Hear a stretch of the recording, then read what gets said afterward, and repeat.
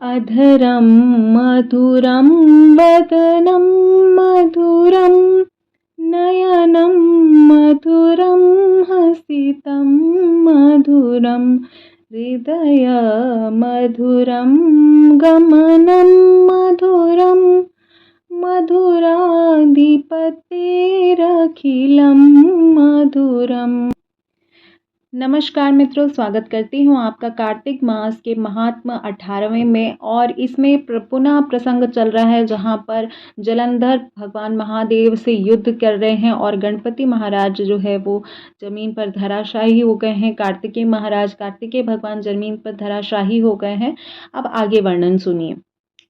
तो अब रौद्र रूप महाप्रभु शंकर नंदी पर चढ़कर युद्ध भूमि में आए। उनको देखकर जितने भी पराजित गण थे, जो भाग गए थे रण को छोड़कर, वह सभी वापस लौट आए और सिंहनाद करते हुए आयुधों से दैत्यों पर प्रहार करने लगे।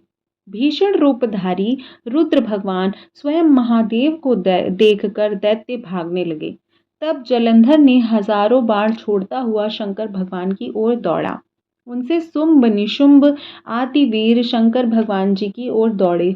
इतने में शंकर जी ने जलंधर को सब बाण जालों से काट दिया और अन्य बाणों से अधिक आंधी प्रकार बनाकर दैत्यों को अपने फरसे से मार डाला। इस प्रकार से जो खडगोरमा नामक दैत्य था, और दैत्य को अपने फरसे से मार डाला भगवान ने, और बालहक का भी सिर काट दिया। धस्मर भी मारा गया। शिवगढ़ नीची और प्रचंड नामक दैत्य का सिर काट डाले। किसी को शिवजी के बैल ने मारा और किसी को कोई भगवान शंकर के बाणों द्वारा मारा गया। यह देख जलंधर अपने शुंभादिक दैत्यों को धिक्कारने और भयभीत दैत्यों को धैर्य देने लगा। इस प्रकार से उसके भयग्रस्त दैत्य युद्ध को न आते। जब दैत्य सेना पलायन आरंभ कर दिया, तब महाक्रुद्ध जलंधर ने शिव जी को ललकारा और 70 बाण मारकर शिव जी को दग्ध कर दिया। शिव जी उनके बाणों को काटते रहे, जहां तक उन्होंने जलंधर की ध्वजा, छत्र, धनुष को काट दिया। फिर 7 बाण से उसके शरीर में भी तीव्र आघात पहुंचाया। धनुष के कट जाने पर जलंधर ने गदा उठाई और शिव जी ने उसकी गदा के टुकड़े टुकड़े कर दिए।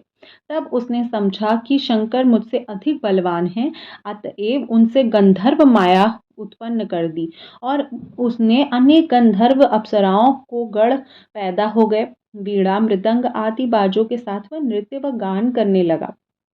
इससे अनेक गण सहित रुद्र भी मोहित होकर एकाग्र हो गए। उन्होंने युद्ध बंद कर दिया। फिर तो काम उत्तेजित जलंधर बड़ी शीघ्रता से शंकर का रूप धारण कर वृषभ पर बैठकर पार्वती के पास पहुंचा। उधर जब पार्वती ने अपने पति को आते देखा, तो अपनी सखियों का साथ छोड़ दिया और आगे आई। उन्हें देखकर कामातुर जलंधर का वीर्यपात हो गया और उसने पवन से वह जड़ भी हो गया। गौरी ने उसे दानव समझा व अंतर ध्यान हो उत्तर मानस पर चली गई। ये प्रसंग काफी दुखद है और काफी पुराणों में भी वर्णित है, जहाँ पर माता के अंतर ध्यान का प्रमाणित किया जाता है कि गौरी मैया वहाँ पर दानव को समझा और वह अंतर ध्यान होकर मानस पर चली गई। पार्वती ने विष्णु को बुलाकर दैत्य धन का वह कृत्य कहा और यह प्रश्न किया कि क्या आप इससे अवगत हैं या नहीं हैं। माता पार्वती भगवान विष्णु से पूछ रही हैं कि आप इससे अवगत हैं या नहीं हैं। भगवान विष्णु ने उत्तर दिया कि आपकी कृपा से मुझे सब बात ज्ञात है। हे देवी, हे माता, आप जो भी आज्ञा करेंगी मैं उसका पालन करूंगा। जगत माता ने विष्णु जी से कहा, उस दैत्य ने जो मार्ग खोला है उसका अनुसरण उचित है। मैं तुम्हें आज्ञा देती हूँ कि उसकी पत्नी का पातिव्रत भ्रष्ट करो, वह दैत्य तभी मरेगा। पार्वती जी की आज्ञा पाते ही विष्णु जी काफी संशय में त्याग कर और उसके शिरोधार्य करके छल करने के लिए जलंधर के नगर की ओर चले गए।